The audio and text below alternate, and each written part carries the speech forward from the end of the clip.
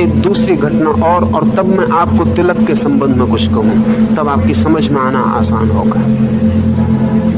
क्योंकि तिलक का संबंध उस तीसरी आंख से है।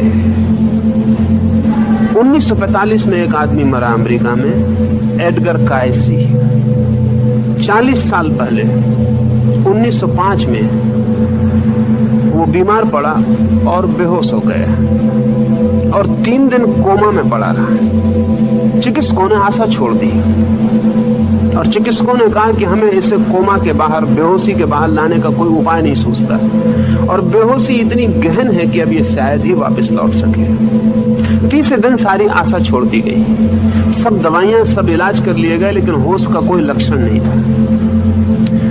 तीसरे दिन शाम को चिकित्सकों ने कहा कि अब हम विदा होते हैं, क्योंकि अब हमारे बस के बाहर है। एक 4-6 घंटे में युवक मर जाएगा और अगर बच गया तो सदा के लिए पागल हो जाएगा, जो कि मरने से भी बुरा सिद्ध होगा, क्योंकि इतनी देर में इसके मस्तिष्क के जो सूक्ष्म तंतु हैं वो विसर्जित हो रहे हैं, डिसइंटीग्रेट हो रहे हैं। अचानक चिकित्सक हैरान हुए।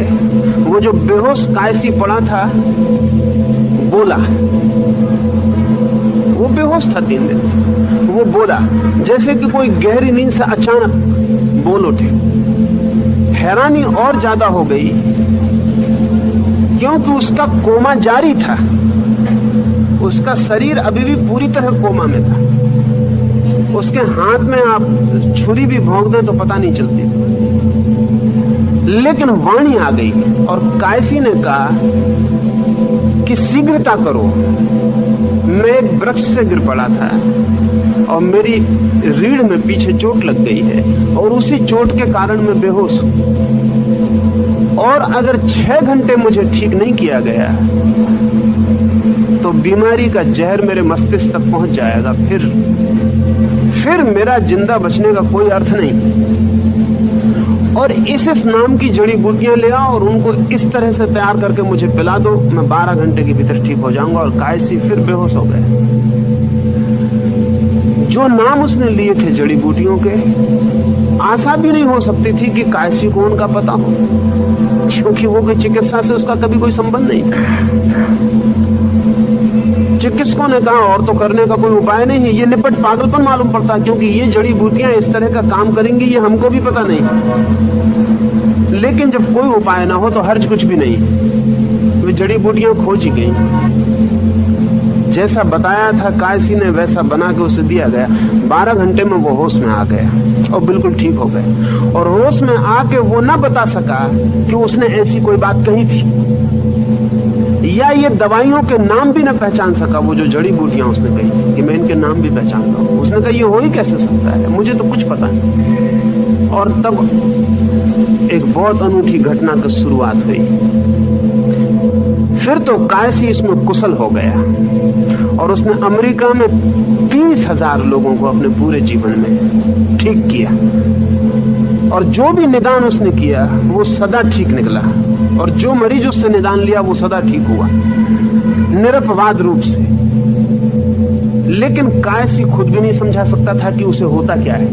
इतना ही कह सकता था कि जब भी मैं आंख बंद करता हूं कोई निदान खोजने के लिए, मेरी दोनों आंखें ऊपर चढ़ जाती। मुझे ऐसा लगता है कि कोई मेरी पुतलियों को ऊपर खींचे जा रहा है, और फिर मेरी दोनों आंखें गुरु मध्य में ठहर जाती हैं, और तब मैं इस लोक को भूल जाता हूं। फिर मुझे पता नहीं क्या होता है, इसे मैं भूलता हूं, इसका मुझे पता है।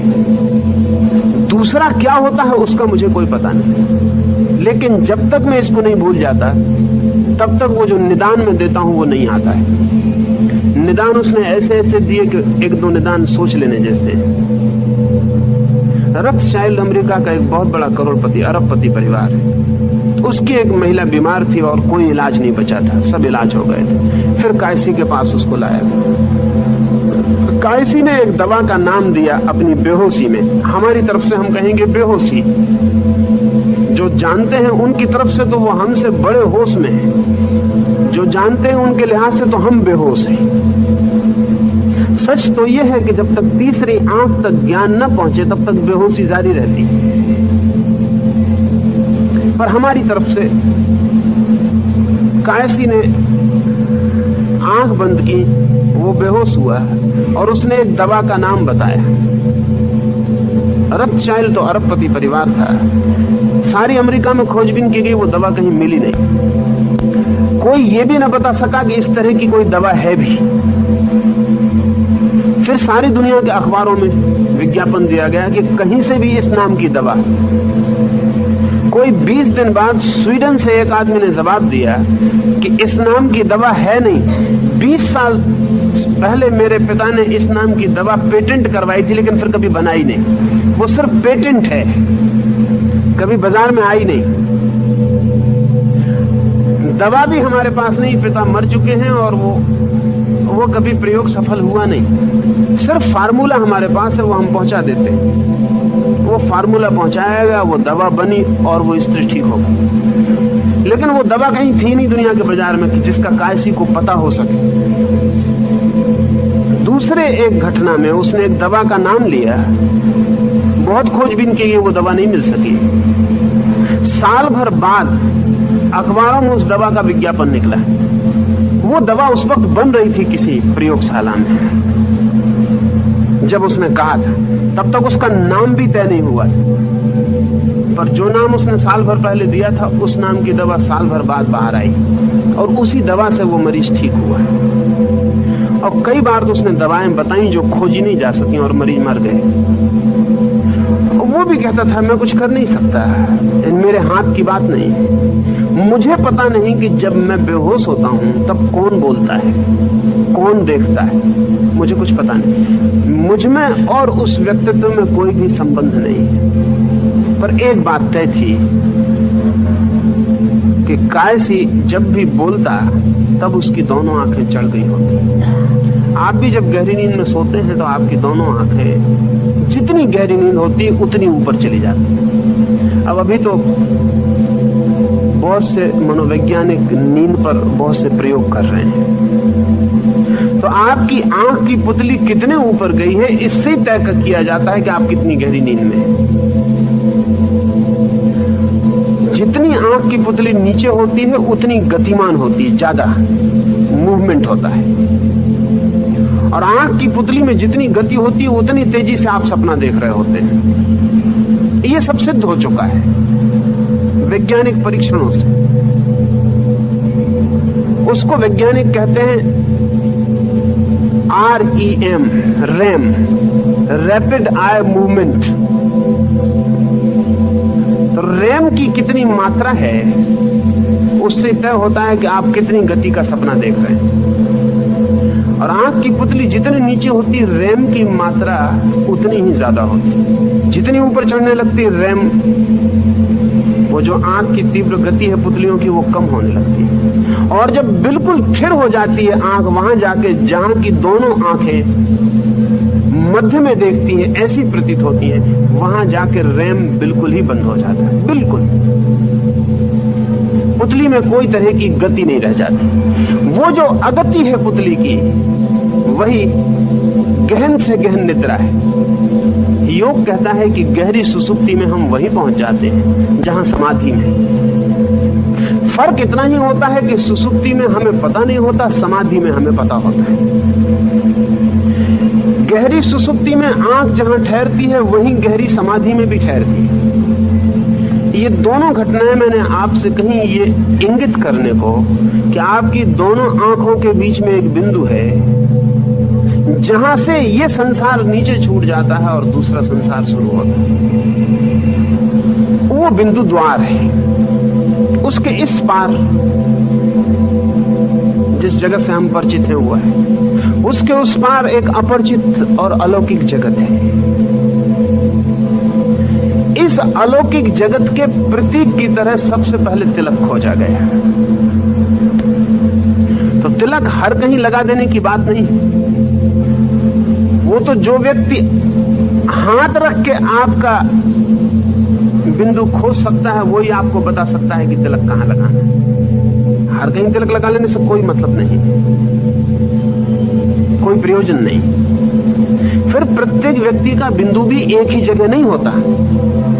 ये जो दोनों आंखों के बीच तीसरी आंख है, ये प्रत्येक व्यक्ति की बिल्कुल एक जगह नहीं होती। अंदाजन दोनों आंखों के बीच में ऊपर होती है, पर फर्क होते हैं। अगर किसी व्यक्ति ने पिछले जन्मों में बहुत साधना की है और समाधि के छोटे मोटे अनुभव पाए हैं, तो उसी हिसाब से वो बिंदु नीचे आता जाता है। अगर इस तरह की कोई साधना नहीं की है तो वो बिंदु काफी ऊपर होता है। उस बिंदु की अनुभूति से यह भी जाना जा सकता है कि आपके पिछले जन्मों की साधना कुछ है समाधि की दिशा में। आपने तीसरी आंख से कभी दुनिया को देखा है? कभी भी आपके किसी जन्म में ऐसी कोई घटना घटी है? तो आपका वो बिंदु, उसका स्थान बताएगा कि ऐसी घटना घटी है नहीं घटी है। अगर ऐसी घटना बहुत घटी है तो वो बिंदु बहुत नीचे आ जाएगा। वो करीब करीब दोनों आंखों के समतुल भी आ जाता है, उससे नीचे नहीं आ सकता। और अगर बिल्कुल समतुल बिंदु हो, दोनों आंखों के बिल्कुल बीच में आ गया हो,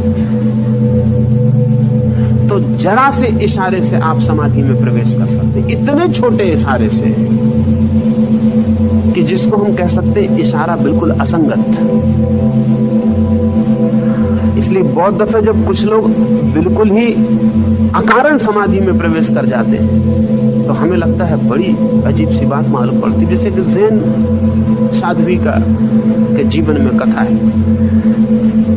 लौटती थी कुएं से पानी भर के, घड़ा गिर गया और घड़े के गिरने के साथ समाधि लग गई और पूर्ण ज्ञान उपलब्ध हुआ। बिल्कुल फिजूल की बात है, घड़े का गिरना या घड़े का फूट जाना या समाधि का लगना, कोई संगति नहीं है।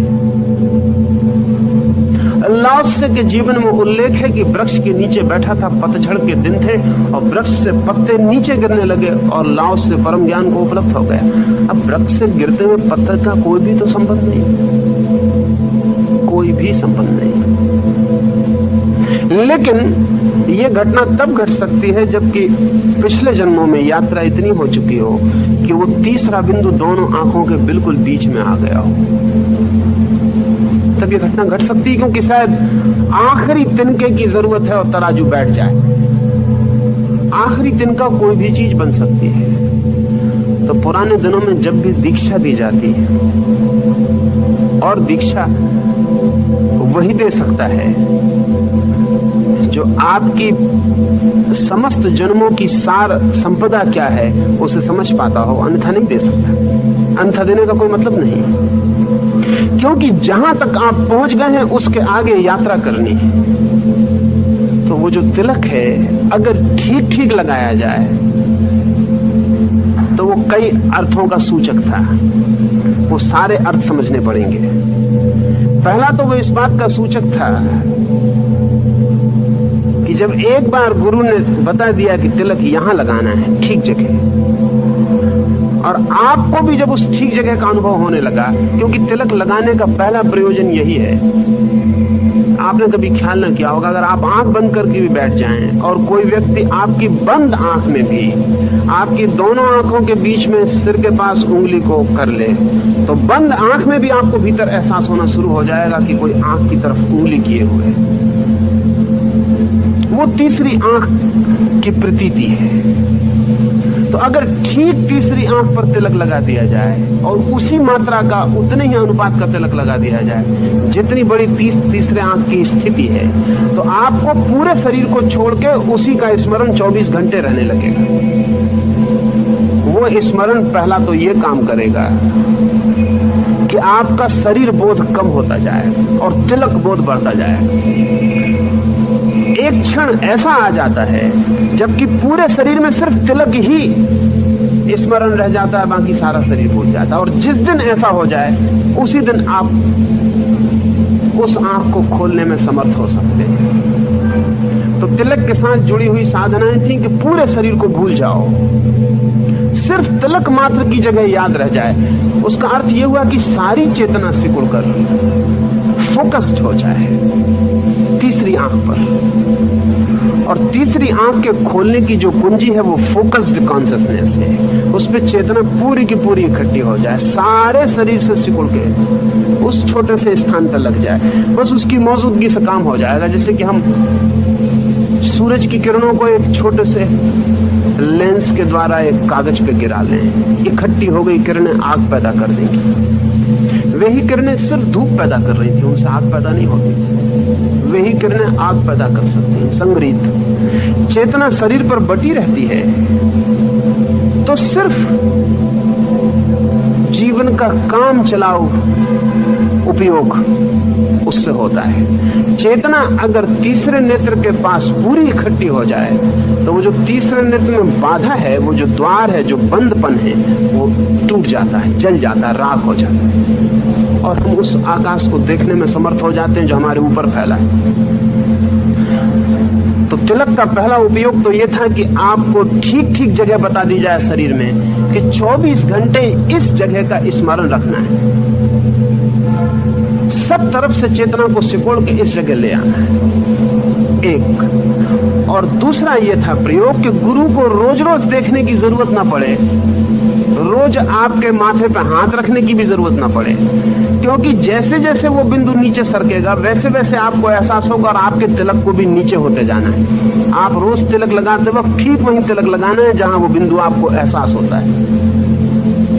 1000 शिष्य एक गुरु के, वो शिष्य आता है, झुकता है, तभी वो देख लेता है कि तिलक कहाँ है। इसकी बात करने की जरूरत नहीं रह जाती। वो देख लेता है कि तिलक नीचे सरक रहा है, नहीं सरक रहा है, तिलक उसी जगह है कि तिलक में कोई अंतर पड़ रहा है। वो कोट दिन में 2-4 दफे शिष्य आएगा और वो देख पाएगा कि तिलक, रोज सुबह शिष्य उसके चरण छूने आएगा, वो देख पाएगा कि वो तिलक गतिमान है, वो आगे गति कर रहा है, रुका हुआ है, ठहरा हुआ है। और किसी दिन वो शिष्य के माथे पर हाथ रख के पुनः देख पाएगा। अगर शिष्य को पता नहीं चल रहा है हटने का, तो उसका मतलब है कि चेतना पूरी की पूरी इकट्ठी नहीं की जा रही। अगर वो तिलक गलत जगह लगाए हुए है और बिंदु दूसरी जगह है, तो उसका मतलब है कि उसकी कॉन्शसनेस, उसकी रिमेम्बरिंग, उसकी स्मृति ठीक बिंदु को नहीं पकड़ पा रही, तो वो भी उसे पता चलेगा। जैसे जैसे ये तिलक नीचे आता जाएगा वैसे वैसे प्रयोग बदलने पड़ेंगे साधना के। ये करीब करीब वैसा ही काम करेगा जैसा कि अस्पताल में डॉक्टर मरीज के पास लटका हुआ चार्ट काम करता है। वो नर्स आके देख के चार्ट पर लिख जाती है कितना है ताप, कितना है ब्लड प्रेशर, क्या है क्या नहीं है। और डॉक्टर को आके देखने की जरूरत नहीं होती, वो चार्ट पे एक क्षण नजर डाल लेता है, बात पूरी हो जाती है। पर इससे भी अद्भुत था ये प्रयोग कि माथे पर पूरा का पूरा इंगित लगा था, ये सब तरह की खबर देता। और अगर ये ठीक ठीक इस पर प्रयोग किया जाता तो गुरु को पूछने की कभी जरूरत ना पड़ती कि क्या हो रहा है क्या नहीं हो रहा है। वो जानता है कि क्या हो रहा है और क्या सहायता पहुंचानी है वो भी जानता है, क्या प्रयोग बदलना है, कौन सी विधि रूपांतरित करनी है वो भी जानता है। एक तो साधना की दृष्टि से तिलक का ऐसा मूल्य था। दूसरा, जो हमारी तीसरी आंख का बिंदु है वो हमारे संकल्प का भी बिंदु है। उसको योग में आज्ञा चक्र कहते हैं। आज्ञा चक्र इसीलिए कहते हैं कि हमारे जीवन में जो कुछ भी अनुशासन है वो उसी चक्र से पैदा होता है। हमारे जीवन में जो भी व्यवस्था है, जो भी ऑर्डर है, जो भी संगति, वो उसी बिंदु से पैदा होते हैं। इसे ऐसा समझे, हम सबके शरीर में सेक्स का सेंटर है। सेक्स से समझना आसान पड़ जाएगा क्योंकि वो हम सबका परिचित है। ये आज्ञा का चक्र तो हम सबका परिचित नहीं है। हमारे जीवन की सारी वासना और कामना सेक्स के चक्र से पैदा होती है। जब तक वो चक्र सक्रिय नहीं होता है तब तक काम वासना पैदा नहीं होती। काम वासना लेके बच्चा पैदा होता है, काम वासना का पूरा यंत्र लेके पैदा होता है, कोई कमी नहीं होती। कुछ मामले में तो बहुत हैरानी की बात है, स्त्रियां तो अपने जीवन के सारे रजकण भी लेके पैदा होती हैं, फिर कोई नया रजकण पैदा नहीं होता। प्रत्येक स्त्री कितने बच्चों को जन्म दे सकती है, उस सबके अंडे लेके पैदा होती है, करोड़ों। पहले दिन की बच्ची भी जब मां के पेट से पैदा होती है तो अपने जीवन के समस्त अंडों की संख्या अपने भीतर लिए हुए पैदा होती है। महीना एक अंडा उसके कोष से निकल के सक्रिय हो जाएगा। अगर वो अंडा पुरुष वीर्य से मिल जाए, संयुक्त हो जाए, तो बच्चे का जन्म हो जाए। एक भी नया अंडा स्त्री में पैदा नहीं होता, सारे अंडे लेके पैदा होते, लेकिन फिर भी काम वासना नहीं पैदा होती तब तक जब तक कि काम वासना का चक्र शुरू ना हो जाए। वो चक्र जब तक अगति में पड़ा है, ठहरा हुआ है, तब तक काम का पूरा यंत्र है, काम की पूरी आयोजना है, शरीर के पास काम की पूरी शक्ति है, लेकिन फिर भी काम वासना पैदा नहीं होगी। काम वासना पैदा होगी जैसे ही काम का सेंटर गतिमान हो, गत्यात्मक होगा। 14 वर्ष की उम्र में या 13 वर्ष की उम्र में वो गतिमान हो जाए। गतिमान होते से जो यंत्र पड़ा था बंद बिल्कुल, वो पूरी सक्रियता ले ले। एक ही चक्र से आमतौर से हम परिचित हैं, और वो भी हम इसलिए परिचित हैं कि उसे हम शुरू नहीं करते, उसे प्रकृति शुरू करती। अगर हमें ही उसे भी शुरू करना हो तो इस जगत में थोड़े से ही लोग काम वासना से परिचित हो पाएंगे। वो तो प्रकृति शुरू करती है, इसलिए हमें पता चलता है कि वो है। कभी आपने सोचा है जरा सा विचार वासना का और जन्नेंद्रिय का पूरा यंत्र सक्रिय हो जाता है। विचार चलता है मस्तिष्क में, यंत्र होता है बहुत दूर। कभी आपने सोचा है कि जरा सा काम वासना का मन में जरा सी झलक और तत्काल चक्र सक्रिय हो जाता है। असल में आपके चित्त में काम वासना का कोई भी विचार उठे, वो तत्काल जो सेक्स का सेंटर है उसे अपनी ओर खींच लेता है। कहीं भी उठे शरीर में, तत्काल वो अपने सेंटर पे चला जाए। उसे जाना ही पड़ेगा, उसे जाने की और कोई जगह नहीं। जैसे पानी गड्ढे में चला जाता है, ऐसा प्रत्येक संबंधित विचार अपने चक्र पे चला जाता है। दोनों आंखों के बीच में जो तीसरे नेत्र की मैं बात कर रहा हूं, वही जगह आज्ञा चक्र की है। इस आज्ञा के संबंध में थोड़ी बात समझ लेनी जरूरी है। जिन लोगों के जीवन में भी ये चक्र प्रारंभ नहीं होगा, वो 1000 तरह की गुलामियों में बंधे रहेंगे, वो गुलाम ही रहेंगे। इस चक्र के बिना कोई स्वतंत्रता नहीं है। ये बहुत हैरानी की बात मालूम पड़ेगी, क्योंकि हमने बहुत तरह की स्वतंत्रताएं सुनी है, राजनीतिक, आर्थिक, कोई स्वतंत्रताएं वास्तविक नहीं है। क्योंकि जिस व्यक्ति का आज्ञा चक्र सक्रिय नहीं है, वो किसी न किसी तरह की गुलामी में रहेगा। एक गुलामी से छूटेगा, दूसरी में पड़ेगा, दूसरी से छूटेगा, तीसरी में पड़ेगा। वो गुलाम रहेगा ही। उसके पास मालिक होने का तो अभी चक्र ही नहीं है, जहां से मालिकियत की किरणें पैदा होती हैं। उसके पास संकल्प जैसी, विल जैसी कोई चीज ही नहीं है। वो अपने को आज्ञा दे सके ऐसी उसकी सामर्थ्य नहीं है, बल्कि उसके शरीर और उसकी इंद्रियां ही उसको आज्ञा दिए चली जाती। पेट कहता है भूख लगी तो उसको भूख लगती। काम वासना का बिंदु कहता है वासना जगी तो उसे वासना जगती। शरीर कहता है बीमार हूं तो वो बीमार हो जाता है। शरीर कहता है बूढ़ा हो गया तो वो बूढ़ा हो जाता है। शरीर आज्ञा देता है, आदमी आज्ञा मान के चलता रहता है। ये जो आज्ञा चक्र है, इसके जगते ही शरीर आज्ञा देना बंद कर देता है और आज्ञा लेना शुरू करता है। पूरा का पूरा आयोजन बदल जाता है और उल्टा हो जाता है। वैसा आदमी अगर खून, बहते हुए खून को कह दे कि रुक जाओ, तो वो बहता हुआ खून रुक जाए। वैसा आदमी कह दे हृदय की धड़कन को कि ठहर जा, तो हृदय की धड़कन ठहर जाएगी। वैसा आदमी कहे अपनी नब्ज से कि मत चल, तो नब्ज चल ना सकेगी। वैसा आदमी अपने शरीर, अपने मन, अपनी इंद्रियों का मालिक हो जाता है। पर इस चक्र के बिना शुरू हुए मालिक नहीं होता। इस चक्र का स्मरण जितना ज्यादा रहे, उतनी ही ज्यादा आपके भीतर, जिसको कहें स्वयं की मालिकी, पैदा होनी शुरू होती। आप गुलाम की जगह मालिक बनना शुरू होते। तो योग ने इस चक्र को जगाने के बहुत बहुत प्रयोग किए हैं। उसमें तिलक भी एक प्रयोग है। विस्मरण पूर्वक अगर कोई 24 घंटे इस चक्र पर बार बार ध्यान को ले जाता रहे और एक तिलक लगा हुआ है तो बार बार ध्यान जाएगा। तिलक के लगते ही वो स्थान पृथक हो गया और बहुत सेंसिटिव स्थान है। अगर तिलक ठीक जगह लगा है तो आप हैरान होंगे कि आपको उसकी याद करनी ही पड़ेगी। वो बहुत संवेदनशील जगह है, संभवतः शरीर में सर्वाधिक संवेदनशील जगह है।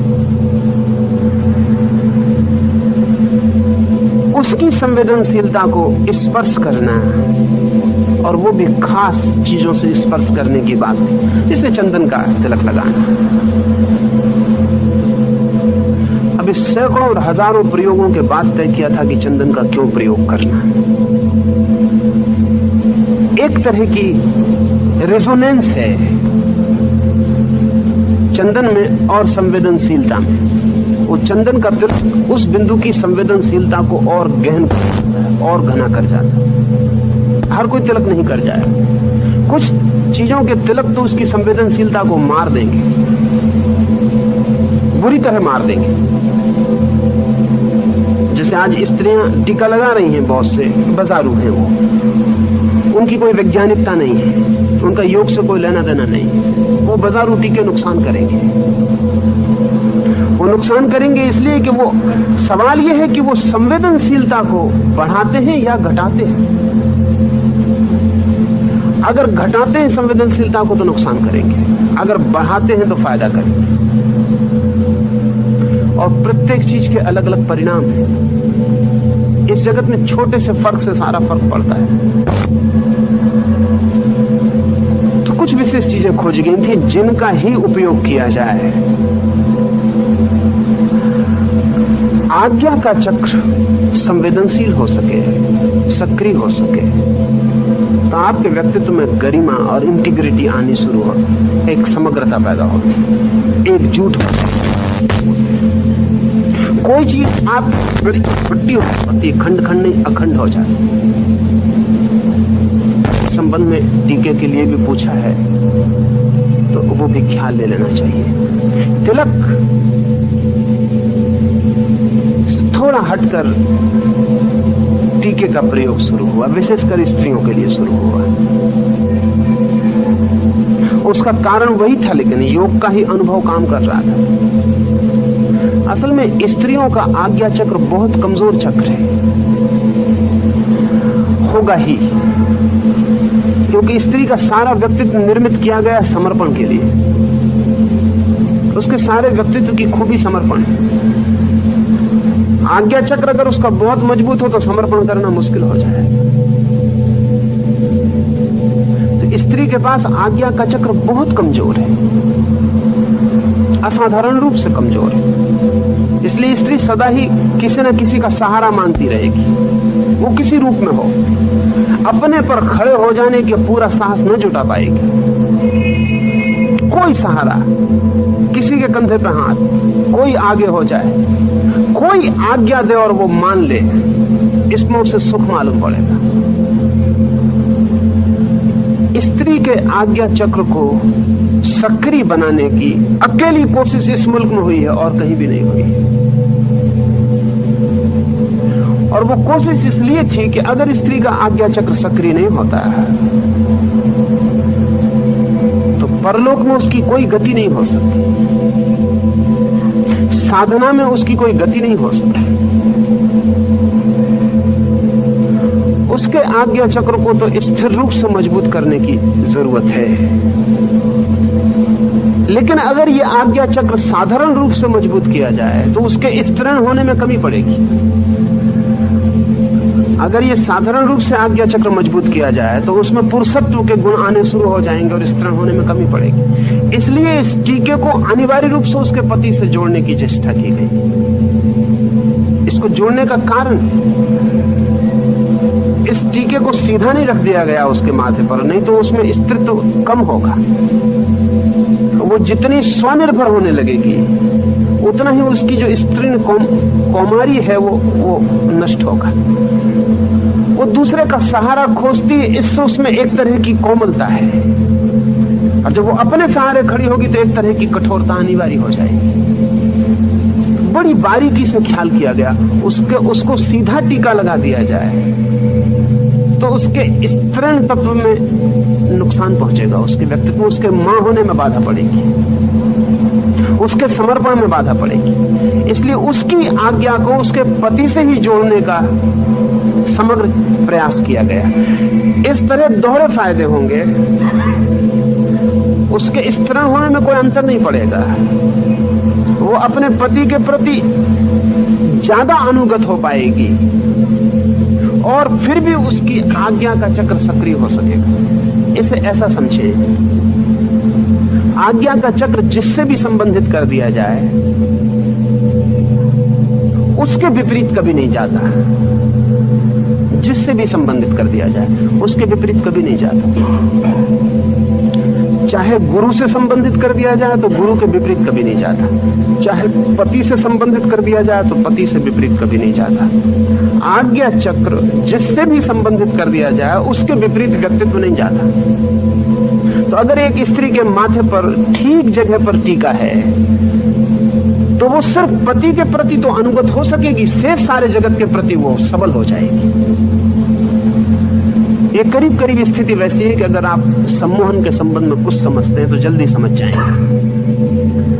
अगर आपने किसी सम्मोहक को, लोगों को सम्मोहित करते, हिप्नोटाइज करते देखा है तो आप एक चीज देख के जरूर ही चौंके होंगे, और वो चीज ये कि अगर सम्मोहन करने वाला व्यक्ति किसी को सम्मोहित कर दे, कोई मैक्सकोल या कोई भी, या आप खुद किसी को सम्मोहित कर दें, तो आपके सम्मोहित कर देने के बाद वो व्यक्ति किसी दूसरे की आवाज नहीं सुनेगा, सिर्फ आपकी सुन सकेगा।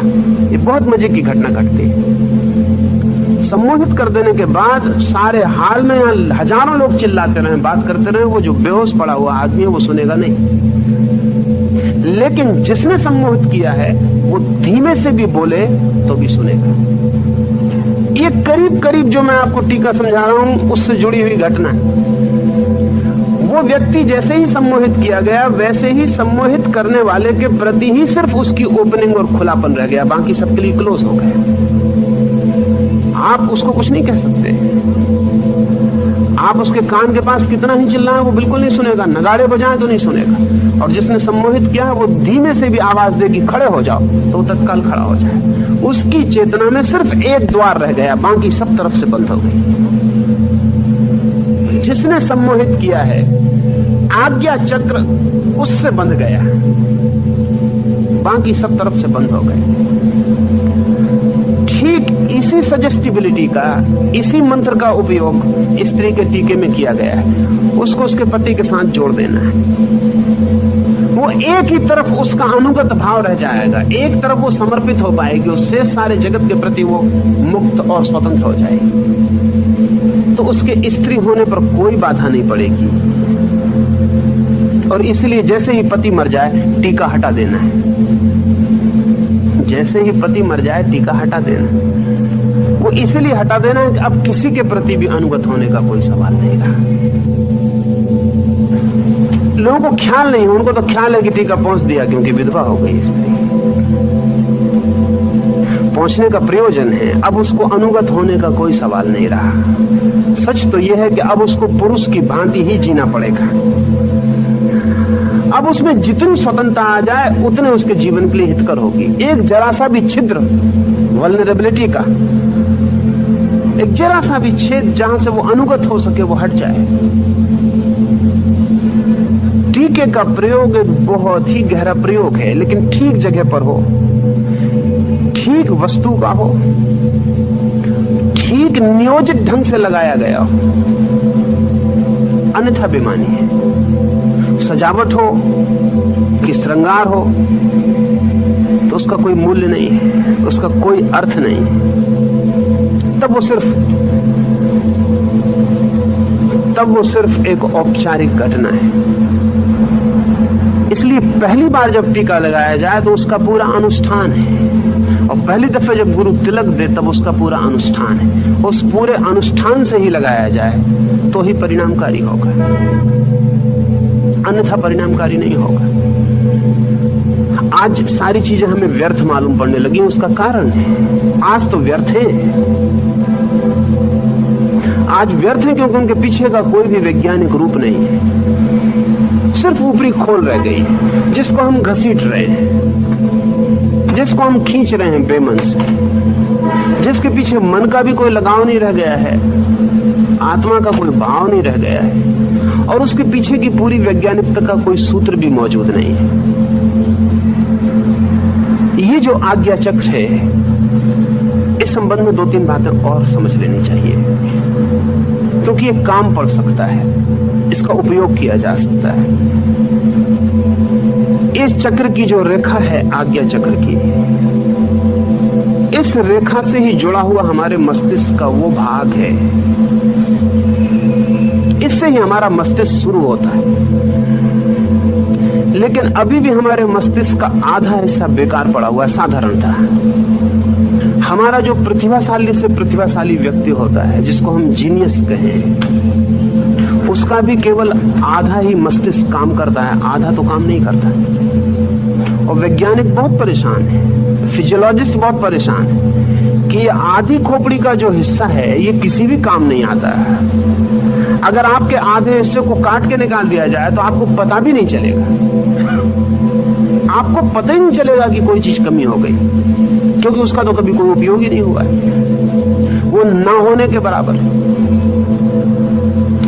लेकिन वैज्ञानिक जानते हैं कि प्रकृति कोई भी चीज व्यर्थ निर्मित नहीं करती।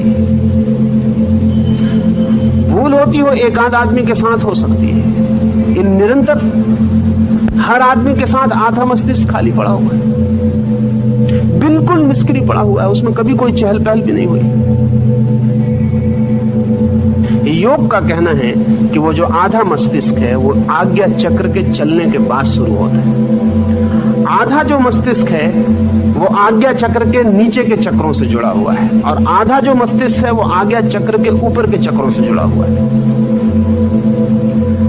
नीचे के चक्र शुरू होते हैं तो आधा मस्तिष्क काम करता रहता है, और जब आज्ञा के ऊपर काम शुरू होता है तब शेष आधा मस्तिष्क काम शुरू करता है। इस संबंध में हमें ख्याल भी नहीं आता जब तक कोई चीज सक्रिय ना हो जाए। हम सोच भी नहीं सकते, सोचने का भी कोई उपाय नहीं। जब कोई चीज सक्रिय होती तभी हमें पता चलता।